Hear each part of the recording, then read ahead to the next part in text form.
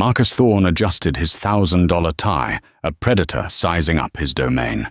The polished mahogany of the boardroom table reflected his confident smirk. Beside him, his beautiful, ambitious protégée Tiffany gave his hand a subtle squeeze under the table. This meeting was his kingmaker.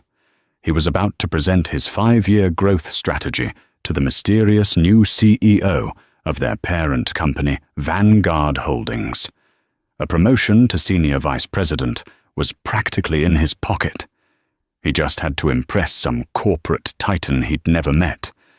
He leaned over to his rival David Chen, whispering with a smug chuckle, "Wish my wife could see this.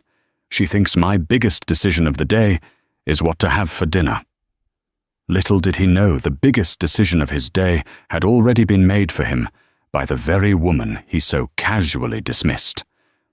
The boardroom doors were about to open, and his entire world was about to burn to the ground. The morning sun, pale and indifferent, streamed through the floor-to-ceiling windows of the penthouse Marcus Thorne called home.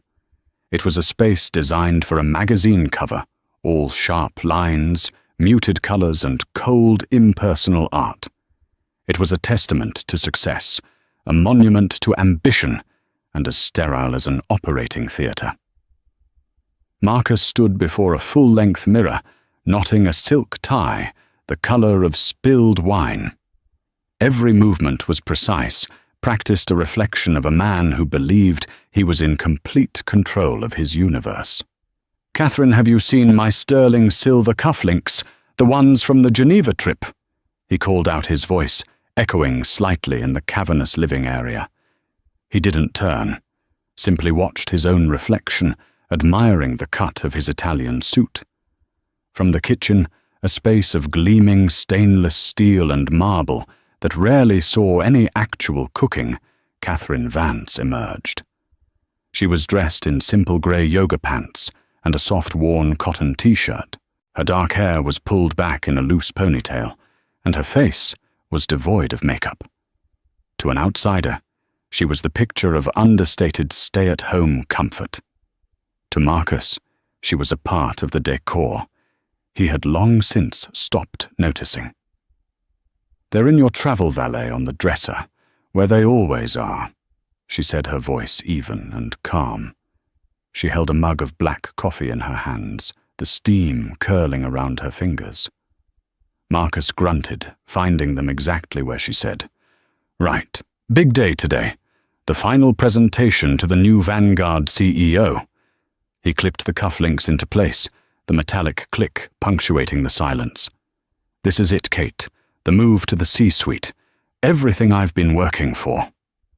"I'm sure you'll be wonderful, Marcus," she replied, taking a slow sip of her coffee. There was no excitement in her voice, only a quiet, observational tone that he found perpetually irritating. It was as if she were watching a play rather than living in the same reality as him. "You could try to sound a little more enthused," he chided, turning to finally face her.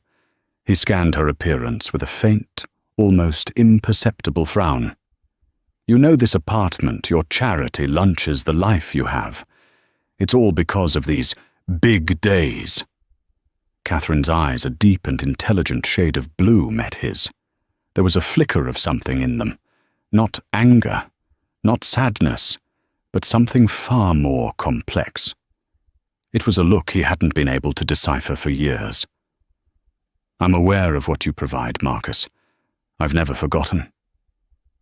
The subtext was lost on him, or perhaps he chose to ignore it. He saw only the unassuming woman before him, the one who had abandoned her own promising career in software engineering 15 years ago, when he'd received his first major promotion. It was his narrative, the one he'd polished and perfected. Over time he had soared, and she had settled. He had graciously allowed her to retire into a life of leisure while he wrestled with the titans of industry. "I have to take Tiffany with me," he said, the statement sounding more like a declaration than a request for an opinion. "She was instrumental in compiling the data for the presentation. It's good exposure for a junior analyst." Catherine's expression didn't change. She just nodded slowly. Tiffany Hayes, the blonde from the marketing department, the one you mentored at the company retreat in Aspen. Marcus felt a brief, uncomfortable jolt. He hadn't realized Catherine paid that much attention. Yes, that's the one. She's bright, eager to learn. He conveniently omitted that Tiffany was 26, worshipped the ground he walked on, and had spent the previous evening in a hotel room with him, celebrating their pre-victory. Well, I hope her exposure is educational, Catherine said, turning to place her mug in the sink. The words were simple, yet they hung in the air with an odd weight. Marcus dismissed it as another one of her passive-aggressive moods. He grabbed his leather briefcase, the scent of expensive cologne trailing behind him. He paused at the door, looking back at his wife. She stood with her back to him, staring out the window at the sprawling Chicago skyline. For a fleeting moment, she seemed like a stranger in their home. "Don't wait up," he said, the words a familiar refrain. "It's going to be a long day of meetings followed by a celebratory dinner." "Oh, I won't," Catherine replied, her voice soft but clear. "I have a very busy day myself. You have no idea." He chuckled a short, condescending sound. "Right. Shopping at Neiman Marcus or planning another fundraiser. Try not to strain yourself." He closed the door behind him, the solid thud sealing him out of her world and her into the gilded cage he had so carefully constructed. He walked to the elevator, a triumphant smile on his face, picturing Tiffany waiting for him in the lobby, her eyes bright with admiration, and something more. He felt powerful, untouchable, the king of his castle. Meanwhile, Catherine remained at the window, watching her husband's black sedan pull away from the curb 40 floors below. She took a deep breath, the first truly relaxed one she'd taken all morning. She pulled the band from her hair, letting it fall around her shoulders. She walked over to the sleek, minimalist coffee table and picked up a tablet. With a few taps, she pulled up a file. It was the complete acquisition portfolio of Innovate Dynamics, the company Marcus worked for, by her company Vanguard Holdings. She scrolled through the executive roster until she landed on his name, Marcus Thorne, Vice President of Marketing. A small, cold smile touched her lips. "Enjoy your celebration, Marcus," she whispered to the empty, opulent room. "It's the last one you'll be having for a very long time." She then swiped to her calendar. Her first appointment at 10:00 a.m. was labeled in bold letters, "Board Meeting Introduction to Innovate Dynamics Senior Staff." The leather seats of Marcus's Mercedes were the color of rich cream, a stark contrast to the vibrant red of Tiffany Hayes's dress. The dress was a strategic choice, bold enough to be memorable, yet tailored enough to scream ambition rather than desperation. She had spent 2 hours getting ready, every strand of her honey blonde hair lacquered into a perfect sleek sheet. "Are you nervous?" she asked, her voice a purr. She ran a perfectly manicured finger along the dashboard. "You don't seem nervous at all. You seem like a god." Marcus laughed, a deep, confident sound that filled the car. "Nervous Tiffany nervousness is for the unprepared. We've been over this presentation 100 times. The numbers are solid. My strategy is revolutionary. This new CEO, whoever he is, will have no choice but to be impressed." He emphasized a casual assumption, based on the aggressive acquisition tactics Vanguard Holdings was known for. "And me?" she asked, turning in her seat to face him fully. "Will they be impressed with me? They'll see a sharp, dedicated analyst who supports her vice president," he said, reaching over to place a hand on her knee. He gave it a possessive squeeze. "Just stick to the script. Let me do the talking unless I direct a question to you. Answer concisely. Look smart. That's all you need to do. This is my show." Tiffany's smile tightened, almost imperceptibly. She craved the spotlight, but she understood the hierarchy. For now she was his accessory, the brilliant but subordinate mind who helped the great Marcus Thorne achieve his destiny. Her time would come. She believed his promises that once he was promoted, he would create a new director position just for her, and that he would finally leave his boring, passionless wife. Catherine didn't seem to mind you taking me. She probed, testing the waters as she often did. Doesn't she ever get suspicious? Marcus scoffed, his eyes fixed on the traffic ahead. Kate. She stopped paying attention a decade ago. She lives in her own little world of charity benefits and book clubs. I doubt she even remembers your name. To her, you're just some intern I'm magnanimously giving a career boost. It's the perfect cover. The perfect cover. The phrase stung Tiffany more than she let on. She wasn't a cover. She was the future. She was the one who understood his ambition, who matched his drive. Catherine was a relic, a ghost from a past life he hadn't yet managed to shed. She just seems so placid, Tiffany mused. When I saw her at the company holiday party, she barely spoke. She just stood there smiling. It was kind of sad. It's not sad, it's comfortable, Marcus corrected. She has everything a woman could want without having to lift a finger. I gave her that. She should be grateful. He truly believed it. His guilt over the affair was a tiny, shriveled thing, easily overshadowed by his sense of magnanimity. He was providing for 2 women in his mind. He was a modern-day patriarch.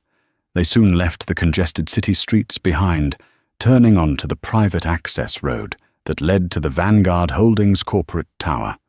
The building was a spear of smoked glass and obsidian steel piercing the Chicago sky. It was a statement of raw, unapologetic power, dwarfing the more modest headquarters of Innovate Dynamics. As Marcus pulled into the reserved underground parking spot, a valet rushing to open their doors, Tiffany felt a genuine thrill of awe. This was the big league. This was where fortunes were made and empires were forged. Okay, Marcus said, turning to her before they stepped out. He looked her up and down, his eyes lingering on the tight fit of her dress. You look perfect. Remember the plan. We're a team, but I'm the captain. Follow my lead, and by tonight, we'll be celebrating your future boss's promotion to senior vice president. He sealed the promise with a quick, hard kiss that tasted of coffee and ambition. They rode the silent high-speed elevator to the 60th floor, the penthouse level. The doors opened not into a reception area, but directly into a vast, minimalist foyer with a panoramic view of Lake Michigan. The air was cool and smelled faintly of ozone and money. A severe-looking woman with a sharp haircut and a tablet greeted them. Mr. Thorne, Miss Hayes, welcome to Vanguard. The board is gathering. Please follow me. She led them down a hallway, lined with abstract art that probably cost more than Marcus's car. Every person they passed was impeccably dressed, moving with a quiet urgency. The atmosphere was electric, a stark contrast to the often complacent culture at Innovate Dynamics. Marcus felt his own confidence swell. He belonged here. This was his natural habitat. He glanced at Tiffany, who was trying her best to look composed, but whose wide eyes gave away her awe. He gave her a reassuring wink. He was her guide in this rarefied world, her benefactor. The assistant stopped before a pair of towering frosted glass doors. They are ready for you. Mr. Sterling is already inside. Richard Sterling was the outgoing CEO of Innovate Dynamics, a man in his late 60s who was happy to take his golden parachute and retire to Florida. He was a formality, a bridge between the old and the new. The real power the person Marcus had to conquer was waiting on the other side of those doors. Marcus smoothed his suit jacket, took a deep breath, and pushed the door open, stepping into the brightest, most intimidating boardroom he had ever seen. And into the beginning of his end. The boardroom at Vanguard Holdings was less a room and more a theatre for corporate warfare. One entire wall was a seamless pane of glass, offering a godlike view of the city below. The table was a single colossal slab of polished granite, so dark it seemed to absorb the light. Seated around it were a dozen people who radiated an aura of calm, lethal competence. These were the Vanguard executives. At the head of the table sat Richard Sterling, looking more like a guest than a host. Marcus scanned the faces. There was the CFO, a stern-looking man in his 50s, the head of legal, a woman with sharp, intelligent eyes, and several other VPs he recognized from industry publications. They were the sharks, and he was here to prove he was one of them. "Marcus, good of you to join us," Richard Sterling said, his voice a little too loud in the hushed room. "Everyone, this is Marcus Thorne, our VP of Marketing at Innovate Dynamics, and his analyst, Tiffany Hayes." Nods were exchanged, cool and appraising. Marcus felt a dozen pairs of eyes sizing him up, and he met them with his most charming, confident smile. He and Tiffany took the 2 empty seats opposite the main board members. He placed his sleek laptop and a leather-bound folio on the table, the movements economical and self-assured. David Chen, his internal rival, and the VP of Operations was seated a few chairs down. David gave him a tight, professional nod. Marcus saw the flicker of jealousy in David's eyes and savored it. David had come alone. Marcus, on the other hand, had brought his star protégé, a visual testament to his leadership and eye for talent. "We're just waiting for our new CEO to join us," the head of legal, a woman named Jessica Miller, stated. Her voice was crisp and brooked no argument. "She is concluding a call with our Tokyo office." The word registered in Marcus's mind with a flicker of surprise. He had automatically assumed the new chief would be a man. A woman CEO in this aggressive tech acquisition space was rare. He mentally recalibrated. This was even better. In his experience, he was excellent at charming, powerful women, at playing the part of the indispensable, brilliant male subordinate. To fill the silence, Richard Sterling began making pleasantries.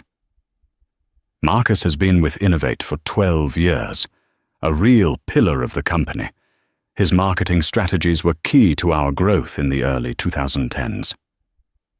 It was faint praise, referencing past glories. Marcus felt a prickle of annoyance. He was about to unveil the future, not rehash the past. He directed a charming smile towards Jessica Miller. "Richard is too kind. The past is prologue. I'm far more excited to discuss the next 5 years. We're on the cusp of penetrating the South American market in a way no one has anticipated." Before anyone could respond, he leaned slightly towards David Chen, lowering his voice to a conspiratorial whisper, just loud enough for those nearby to hear. "It's a different level up here, isn't it? Makes you feel for the ones left behind. I was on the phone with Kate this morning. She was agonizing over which caterer to use for some luncheon. God bless her." He shook his head with a look of fond exasperation. "Different worlds." David offered a non-committal grunt, but Marcus knew the seed was planted. He was painting a picture of himself, a high-flying executive, unburdened by domestic trivialities, married to a simple woman who handled the home front while he conquered the world. It was a crucial part of his personal brand. Tiffany, sitting beside him, preened slightly, feeling the implied contrast. She was part of the real world, his world. The tension in the room suddenly shifted. A palpable wave of deference and respect washed over the Vanguard executives as they subtly straightened in their chairs. Their eyes all turned towards the frosted glass doors. The quiet conversations ceased. "Looks like showtime." Richard Sterling murmured a hint of relief in his tone. Marcus felt a surge of adrenaline. His moment had arrived. He smoothed his tie one last time, squared his shoulders, and focused on the entrance. He prepared his power smile, the one that conveyed both respect and ambition. This woman, whoever she was about to meet the man who would be the most valuable asset in her newly acquired company. He would make himself undeniable. The heavy glass doors swung inward with a faint, hydraulic hiss. A pair of expensive-looking but understated black heels clicked purposefully on the marble floor. They were followed by the sharp crease of a navy blue pantsuit, tailored with a precision that bespoke immense wealth and a refusal to compromise. The woman who entered was tall and carried herself with an unshakable poise that instantly commanded the room. Her dark hair, which Marcus had last seen in a messy ponytail, was styled in a sleek, elegant chignon at the nape of her neck. Her face, free of makeup that morning, was now expertly and minimally enhanced to highlight her strong cheekbones and piercing blue eyes. She wasn't smiling. Her expression was one of cool, detached authority. She strode to the head of the table, her gaze sweeping over the assembled executives, acknowledging each with a slight, almost imperceptible nod. And then her eyes landed on him. For a horrifying, brain-freezing second, Marcus Thorne's world stopped turning. The blood drained from his face, replaced by an icy dread that started in his stomach and spread through his veins. His confident smirk dissolved his mouth, falling slightly agape. The room, the table, the people, they all blurred into a meaningless background. There was only her, the unassuming housewife. The woman he thought was deciding on canapés. His wife. She stopped at the head of the table, placing a slim tablet before her. Her voice, when she spoke, was not the soft, familiar tone he heard over breakfast. It was a voice honed for command, crisp clear, and laced with steel. "Good morning, everyone. I apologize for the delay. Thank you all for being here. For those of you from Innovate Dynamics, whom I haven't had the pleasure of meeting, my name is Catherine Vance. I am the founder and CEO of Vanguard Holdings." She paused, letting her name, her maiden name, and her title sink in. Her cool blue eyes then moved deliberately down the table, past the other executives, past David Chen's stunned face, past Tiffany's utter confusion, and locked directly onto her husband's. A flicker of something cold and sharp passed through them before she addressed him directly, her voice cutting through the stunned silence of the room. "Mr. Thorne, it's a pleasure to finally meet you in a professional capacity." The words, "Mr. Thorne," struck Marcus with the force of a physical blow. It was the name of a stranger, a subordinate, a line item on a balance sheet. In that single formal address, 15 years of shared history of intimacy and marriage were vaporized. He was no longer Marcus, her husband. He was Mr. Thorne, the employee. His mind reeled frantically, trying to assemble the puzzle pieces that were crashing down around him. Catherine Vance. Vance, her maiden name. The name on her old college degrees, the ones he'd packed away in a box in the attic artifacts from a life he thought she'd left behind. Vanguard. Vance. The connection was so obvious, so insultingly simple that he had never once thought to make it. He stared at her, this woman in the power suit, who looked like his wife but felt like an alien queen. The quiet observer from his breakfast table was gone. In her place was a formidable executive who held his entire future in the palm of her hand. The condescending joke he'd made to David Chen just moments earlier replayed in his head, each word a self-inflicted wound. She was agonizing over which caterer to use. The humiliation was a physical sensation, a hot flush that crept up his neck and burned his ears. Beside him, Tiffany was a statue of confusion. She looked from Catherine to Marcus and back again, Her brow furrowed. The resemblance was undeniable, but the context was impossible. She saw the blood drain from Marcus's face and the rigid terror in his posture. A sick, dawning realization began to curdle in her stomach. This powerful, intimidating woman. She couldn't be. Catherine, meanwhile, betrayed no emotion. She was the very picture of corporate control. "Let's begin," she said, her gaze sweeping the room again, deliberately avoiding Marcus now. "As you all know, Vanguard Holdings has officially completed the acquisition of Innovate Dynamics. For many of you at Vanguard, this is business as usual. For our new colleagues from Innovate, I understand this is a time of uncertainty. Let me be clear, my goal is not to dismantle what you've built, but to identify its core strengths, trim its considerable fat, and integrate its viable assets into our global strategy." The phrase, "trim its considerable fat," hung in the air like a guillotine's blade. Every executive from Innovate Dynamics shifted uncomfortably. Marcus felt a cold sweat break out on his forehead. "I have spent the last 6 weeks performing a deep dive into every department," Catherine continued, tapping her tablet. A massive screen behind her lit up with complex charts and data streams. Finance operations, R&D, and marketing. I've read every report, analyzed every metric, and reviewed every 5-year plan. Which brings us to today's agenda. Her eyes, like a hawk's, finally settled back on Marcus. "Mr. Thorne, I believe you have a presentation for us regarding a proposed expansion into the South American market." It was a command, not a request. Marcus's throat was dry. His hands resting on his laptop were trembling slightly. All the confidence, the swagger he had walked in with had evaporated. He felt naked, exposed, a fool in a $1,000 suit. He looked at the faces around the table. The Vanguard executives were watching him with predatory curiosity. David Chen was staring at him with a mixture of shock and what looked sickeningly like pity. And Tiffany? He risked a glance at her. Her face was pale, her lipstick suddenly garish. The confusion in her eyes had been replaced by the horrified understanding of a person who realizes they have walked willingly into a trap. The boring, placid wife was the CEO.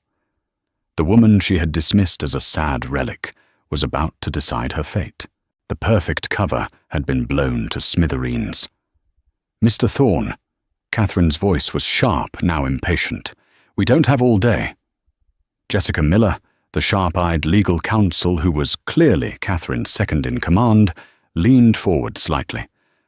"Perhaps Mr. Thorne is feeling unwell. The pressure of presenting to a new board can be significant." The undertone was mocking, and Marcus knew she was in on it. She knew everything. Summoning every last shred of his professional facade, Marcus cleared his throat. "No, I'm fine. Of course. My apologies, Madam CEO." The honorific felt like acid on his tongue. He opened his laptop, his fingers fumbling on the keys.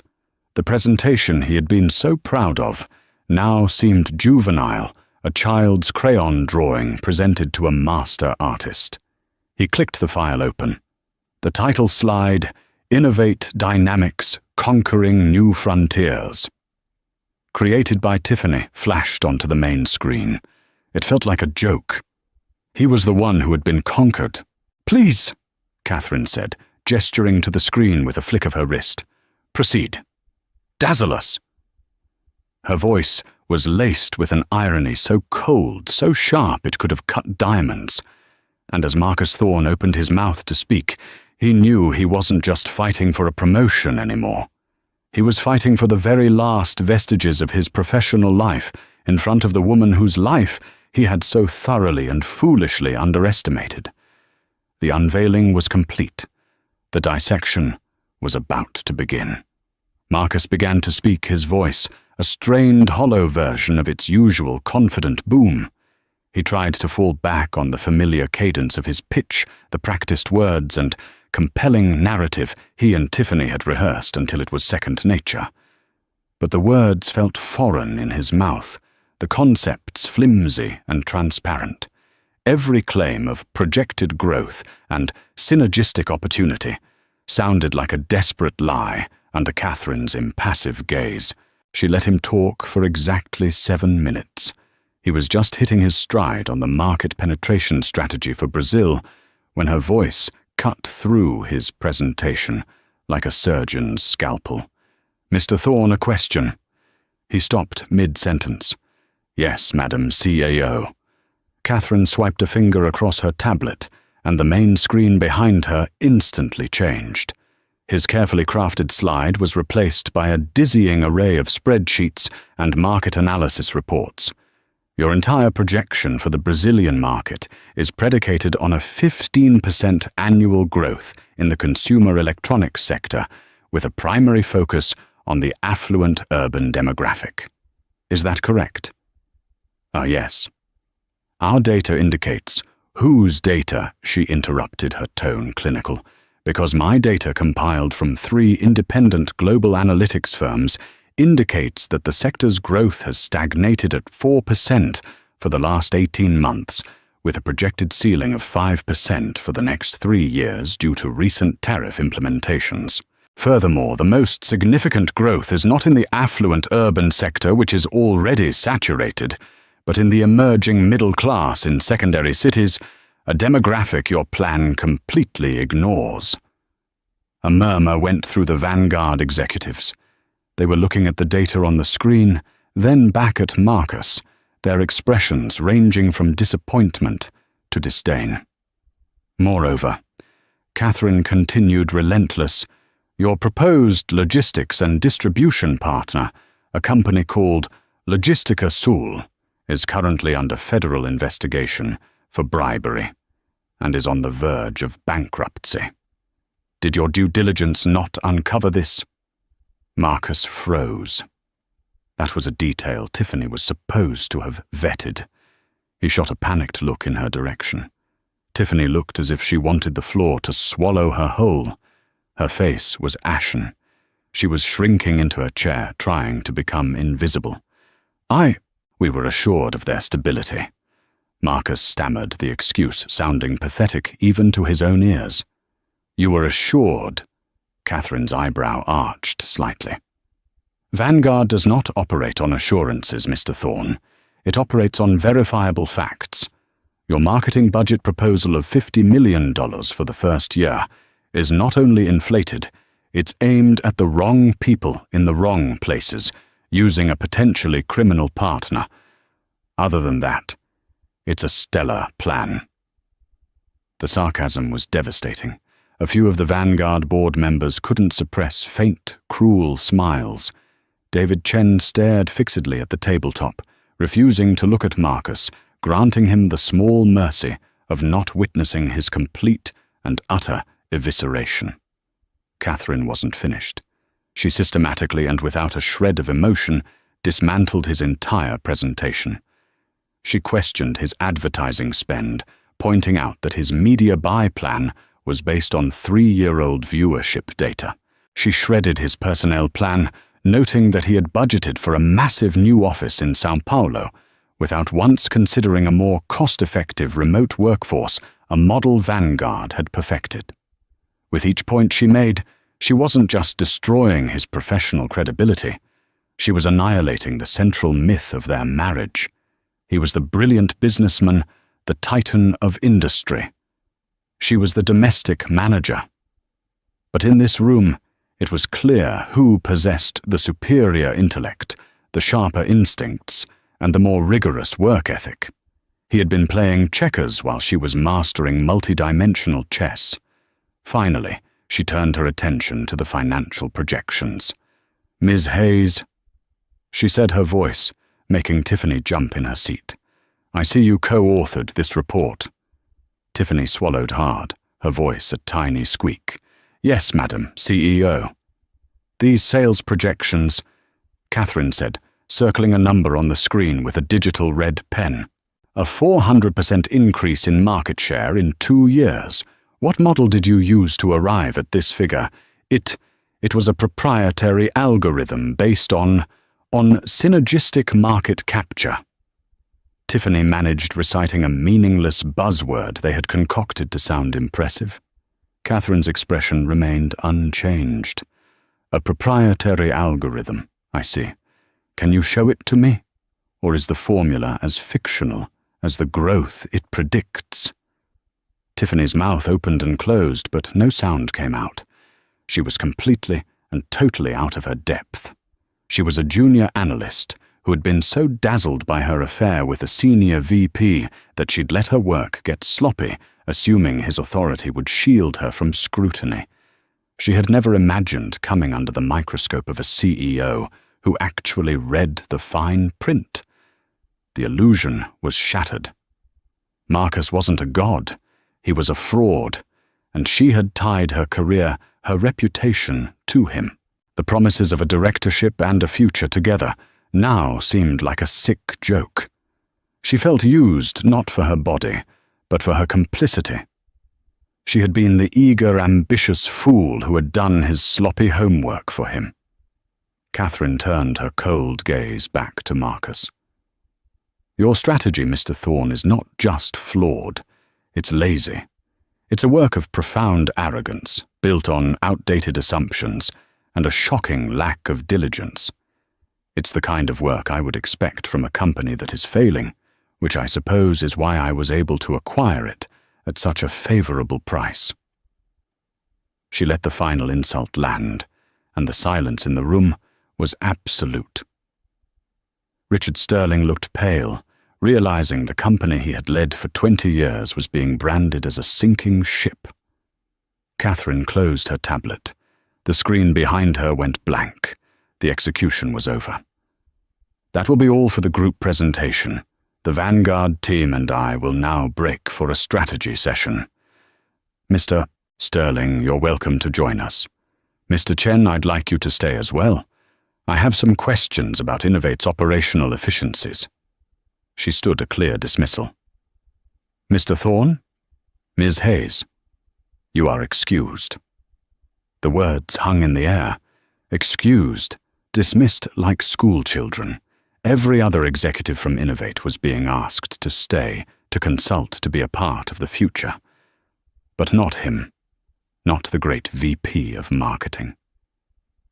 Numbly, Marcus closed his laptop. He couldn't bring himself to look at anyone. He could feel the weight of their judgment, their pity, their contempt. He stood on shaky legs. Tiffany scrambled to gather her things, her hands trembling so badly, she dropped her pen, which rolled under the massive table. She didn't dare retrieve it. She just wanted to escape. As Marcus walked towards the door, his entire professional life in ruins, Catherine's voice stopped him one last time.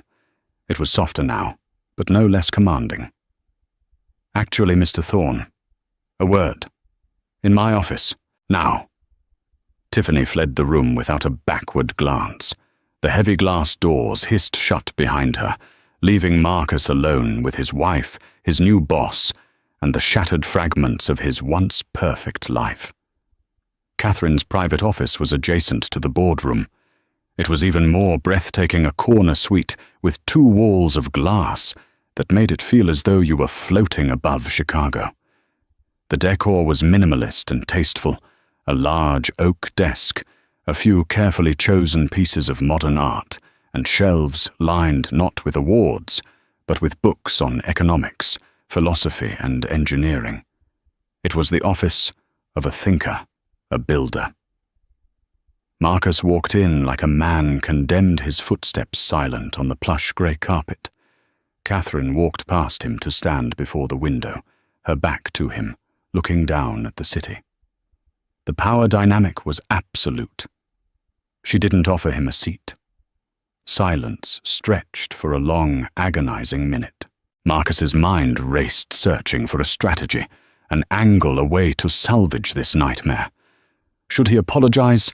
Beg feign ignorance? Rage every option seemed futile.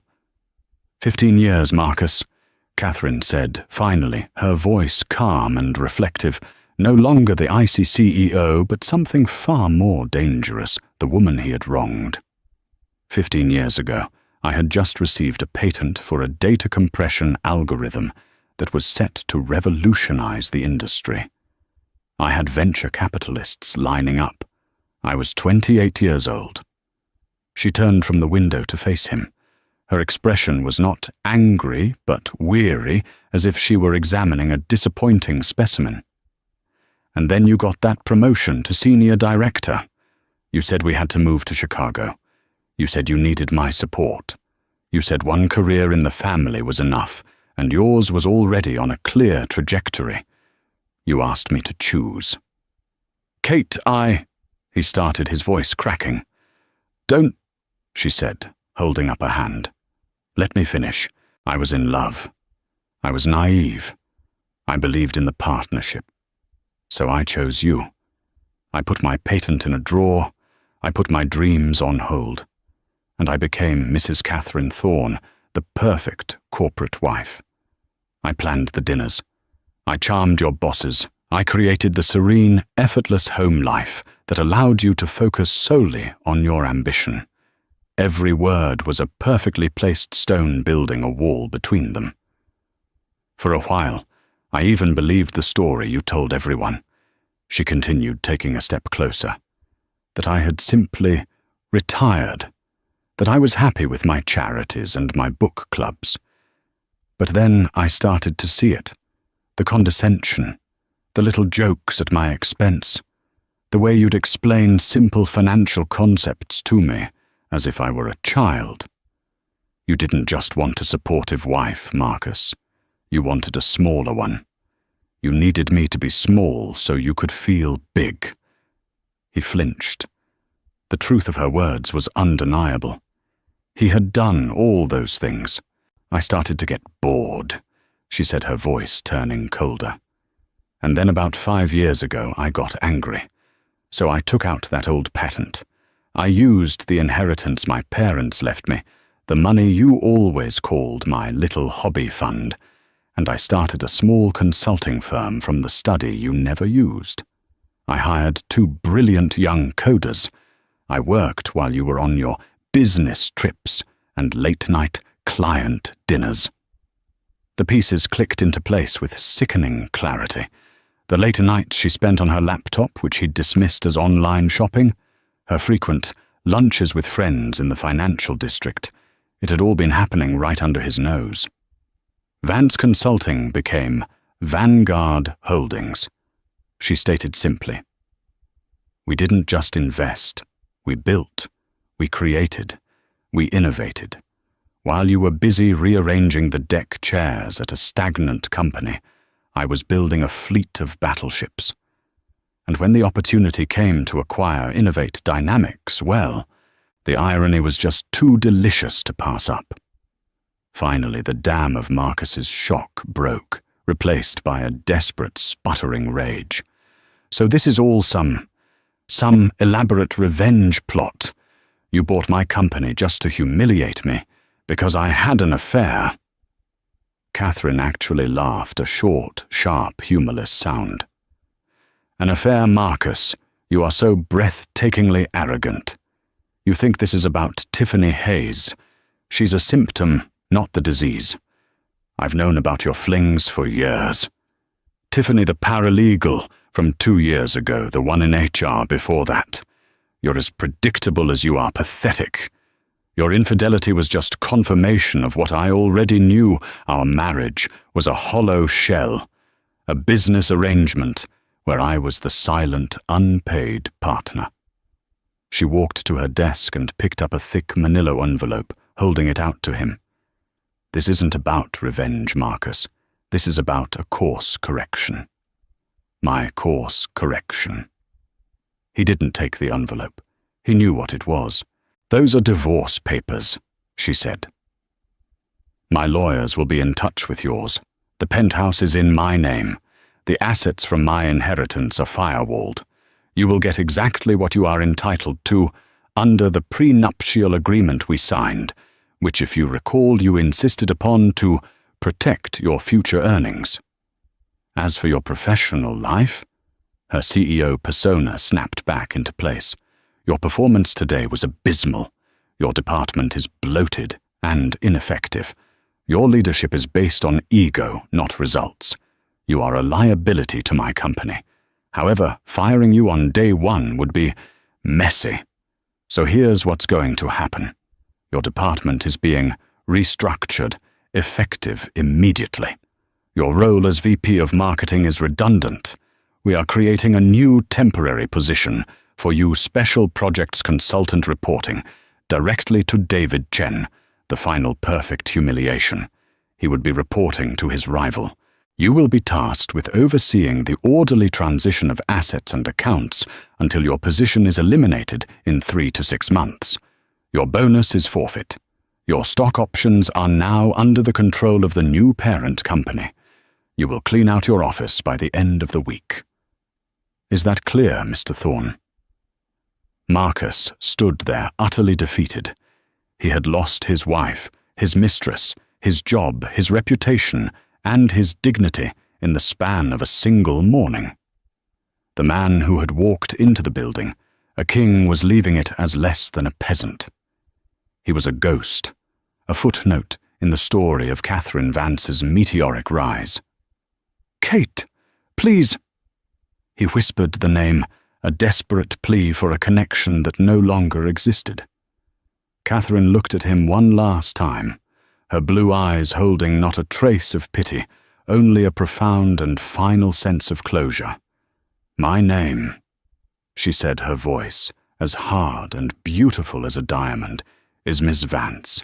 6 months later, the Chicago autumn was giving way to the first bite of winter. The view from the 60th floor office of Vanguard Holdings was crystalline. Catherine Vance stood before the window, not as a prisoner in a gilded cage, but as a sovereign surveying her realm. The company was thriving under her leadership. She had trimmed the fat from Innovate Dynamics as promised, and had reinvested in its core R&D, breathing new life into a company that had been slowly suffocating under complacent, self-serving management. Her days were long and demanding, filled with conference calls to Tokyo, London, and São Paulo, with high-stakes negotiations and billion-dollar decisions. But she had never felt more alive, more herself. The soft, unassuming mask of Mrs. Thorne had been packed away with the expensive but useless evening gowns she no longer wore. She was Catherine Vance, and her name was spoken with respect and a touch of fear in the circles that mattered. Jessica Miller entered the office without knocking a sign of their close partnership. "The quarterly reports are in. We're up 12% across the board. The Innovate integration, as you so clinically call it, is a roaring success. David Chen is working out brilliantly as the new COO. David is talented," Catherine said, turning from the window. "He just needed a leader who valued data over ego." "Speaking of ego," Jessica said, a wry smile on her face, "I saw him on my way in the lobby." Catherine didn't have to ask who he was. Today was Marcus's last day. His 6-month consulting period was over. It had been, by all accounts, a deeply humbling experience for him. Stripped of his title, his corner office, and his authority, he had been forced to witness the company he thought he knew transformed by the wife he thought he owned. He had done the work assigned to him with a grim, joyless efficiency, a ghost haunting the hallways of his former kingdom. "How did he look?" Catherine asked, her curiosity purely academic. "Smaller," Jessica replied, "and older. He was carrying one of those standard cardboard boxes with a plant and a picture frame sticking out. The ultimate corporate walk of shame." Catherine nodded slowly. There was no triumph in her no gloating. That had burned out of her system months ago.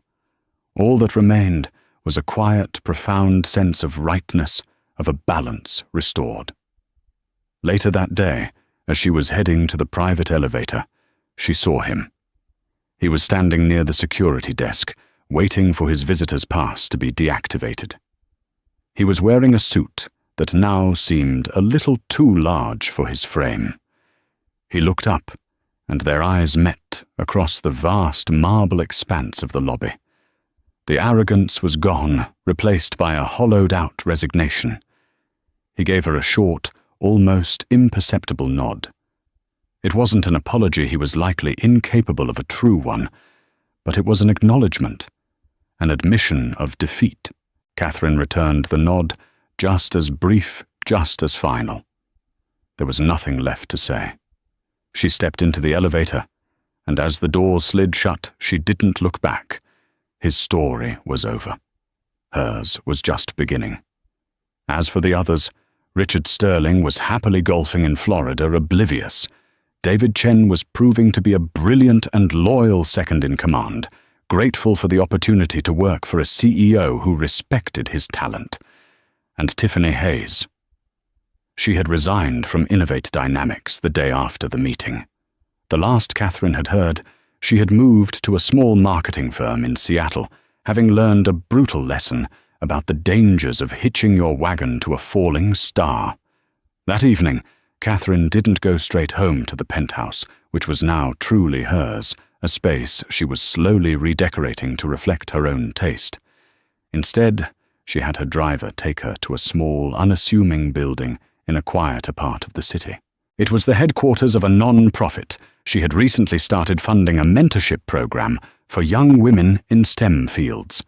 She spent 2 hours there, talking to bright, eager young engineers and coders, listening to their ideas, offering her own advice. She saw the same fire in their eyes that she had once had the fire Marcus had tried to extinguish. In helping them, she was honoring the woman she had been, and cementing the woman she had become. Driving home as the city lights twinkled below, Catherine Vance felt a sense of peace she hadn't known in 15 years. She hadn't just reclaimed her career or her name. She had reclaimed her soul. She had shattered the gilded cage not with a sledgehammer of revenge, but with the quiet, unstoppable force of her own brilliance. And in the silent, powerful hum of the city, she heard the sound of her own limitless future. A year to the day after the acquisition, snow was falling over Chicago, dusting the city in a blanket of pristine white.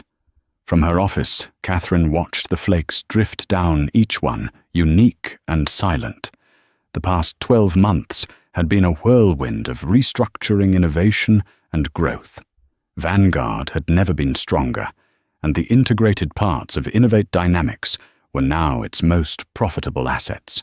Her phone buzzed with a message from Jessica. It was a link to an industry blog with a short note. "Thought you might find this amusing." Catherine tapped the link. The article was a dry piece about quarterly earnings for a mid-tier logistics firm based out of Milwaukee. Her eyes scanned the text until she found the name mentioned in a short paragraph about the firm's new regional sales team. Marcus Thorne. He had been hired as a senior account manager. It was a respectable job, but a staggering fall from grace for a man who had once been a vice president on the verge of the C-suite. He was no longer in the glossy pages of business journals, but buried in the fine print of a minor trade publication. Catherine felt a brief, clinical flicker of something, not pity, but a detached acknowledgement of a fate deserved. He was an echo from a life that no longer felt like hers, a ghost story whose power to frighten had long since faded. She closed the article and turned her attention back to the documents on her desk. They were the first annual reports from her STEM mentorship program. Applications had tripled. 3 of her first mentees had just received full scholarships to MIT. This was her real legacy. It wasn't in the destruction of one man's ego, but in the construction of futures for countless brilliant young women. She was building an empire not just of profit, but of potential. The snow continued to fall, burying the old world and promising a new one.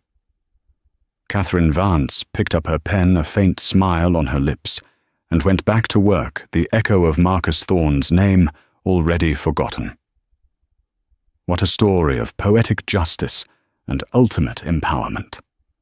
A man who saw his wife as a decorative accessory to his life learns in the most public and brutal way that she was never the supporting character, she was the author of the entire story.